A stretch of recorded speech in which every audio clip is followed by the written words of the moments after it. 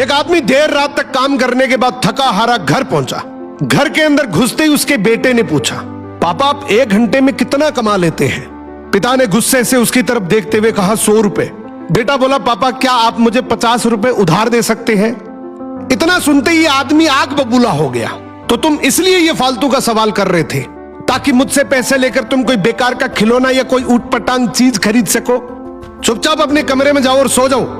ये सुन बेटे की आंखों में आंसू आ गए और वो भागते हुए अपने कमरे में चला गया। आदमी का गुस्सा शांत होने पर वो अपने बेटे के कमरे में गया और बोला, बेटे सॉरी, मैंने गुस्से में कुछ ज्यादा ही बोल दिया।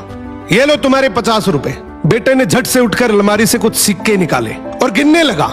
अब आदमी को और ज्यादा गुस्सा आ गया। बोला, जब तुम्हारे पास पैसे ऑलरेडी थे तो तुमने मेरे से क्यों मांगे? बेटा बोला, पहले कम थे लेकिन अब पूरे 100 रुपए हैं। क्या इस 100 रुपए से मैं आपका 1 घंटे का टाइम खरीद सकता हूं? आप ये 100 रुपए लीजिए और कल 1 घंटा जल्दी घर आ जाना। मैं आपके साथ बैठकर खाना खाना चाहता हूं। बेटे की ये बात सुनकर पिता की आंखें भर आई। उसको दुनियादारी की सबसे बड़ी सीख मिल गई। दोस्तों, हमारे साथ भी ऐसा ही होता है। इस भाग दौड़ भरी जिंदगी में हम इतने बिजी हो चुके हैं, पैसे कमाने के लिए इतने बिजी हो चुके हैं कि हम ये भूल ही जाते हैं कि पैसा कमा क्यों रहे हैं। इस पैसे कमाने के चक्कर में हम अपनों को भूल जाते हैं।